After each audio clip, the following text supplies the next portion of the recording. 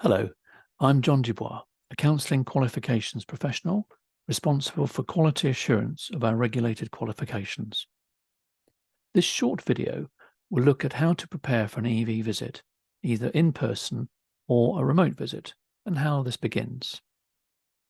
We will look at what documents will need to be ready and what will happen during the visit, including who the EV would like to meet. Afterwards, the EV will write an external verification report, so we'll look briefly at what this will cover. Finally, we will look at some tips on how to get ready for the visit. So how does an EV visit begin? Well, once you've registered your first groups on the portal for this academic year, your EV will contact you to arrange the first visit.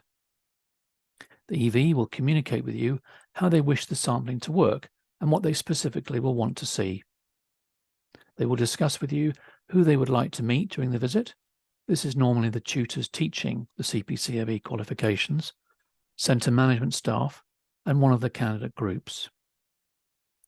Everything you need to prepare for an EV visit is detailed in the document CPCAB EV Visit, Full Guidance for Centres. A link to the latest version will be down below. So what documents will you need to have ready? You will need to have samples of assessing for all registered candidates, qualifications and groups. Therefore, it's a good idea to collate portfolios of work and evidence of learning in good time before the visit. The general rule for the sampling requirements is straightforward. The EV will want to see one set of 4 samples from each registered tutor for each qualification. So, for example, if the same tutor is teaching 2 Level 2 courses, the EV will still only need to see 4 samples. Your EV will select the names of the candidates whose work they wish to review and will ask you to arrange for these samples to be made available. They will send you a checklist for each group they need to see.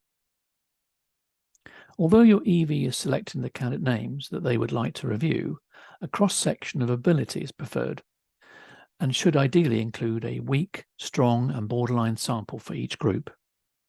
So please contact your EV if the selected candidates do not meet this preference. They will also want to see that internal moderation and verification are taking place across the qualifications.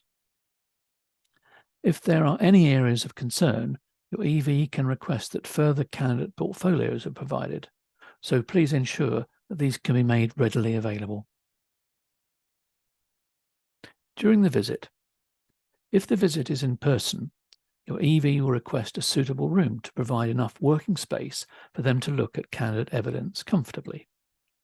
If the visit is online, access to candidate portfolios must be provided 2 weeks prior to the visit, for example via a shared drive, WeTransfer, etc. Your EV will want to speak to centre management staff, centre coordinators, and any staff involved in quality procedures within the centre, and tutors and assessors. Therefore, please make sure that they are notified of the visit, its purpose, and ensure their availability on the day.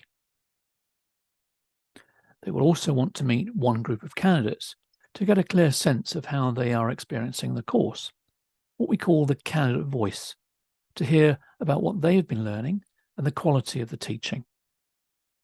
The EV will also explain their role to the candidates, which is primarily about quality assurance. Any concerns raised by the candidates will be discussed with centre staff afterwards, including any appropriate recommendations. The EV will be checking that the required qualification standards of delivery and internal assessment are being met. This is to ensure that the ongoing integrity and verification of CPCAB regulated qualifications is being maintained.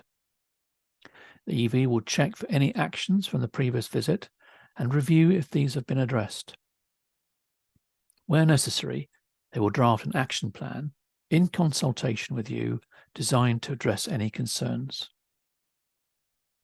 Some other areas covered will include confirming candidate and tutor registrations, records of prior learning, and your centre's procedures for reasonable adjustments and special consideration for external assessments, They want to ensure that you are fully aware of the external assessment requirements for each qualification. They will review your training program and ensure that all internal assessing is appropriate, consistent, safe, ethical and fair, and monitored across your centre, confirming that your tutors and assessors are marking to the level and depth required for the qualifications they're teaching. They will also want to ensure that internal quality assurance processes are in place and are effective, robust and consistently applied. They will also be checking that you have in place adequate and up-to-date management systems, policies and processes relevant to the qualifications. That there's a robust audit trail of external verification activities, such as in the progress on actions agreed. That there are adequate resources and systems of support in place, including support for placements, the induction of new tutors, etc. The EV will work with you to produce an action plan, if one is needed, which is always collaborative, to address any issues or problems we've identified. The EV will then complete the external verification report, which will outline key points identified in the visit, provide feedback on good practice, and highlight any actions resulting from the visit. This report is designed to be a supportive document for centres and is split into sections that capture evidence to address all the required standards identified by CPCAB. You will notice that there are some questions in each section of the report that are in bold. These questions are important as they provide evidence of compliance to CPCAB's regulators, Ofqual in England, Qualifications Wales, and CCEA regulation in Northern Ireland. So I'll just finish off with some tips for getting ready for the visit. Plan in the meeting with your team in good time, letting them know their role and responsibilities. Use the checklist provided by the EV to get the portfolio samples ready for them to review. Plan the timings of the visit with the tutor team, the person responsible for IQA, and the candidate group. The EV will try their best to accommodate these timings.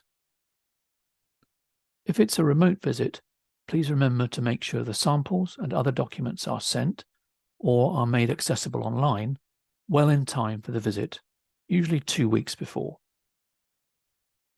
It's very helpful to stay connected with your EV, so if there's anything you're not sure of, please don't hesitate to contact them or CPCAB via email or phone. Remember that we're here to help you. Thank you for watching this short video on how to prepare for an EV visit. I hope that you found it helpful.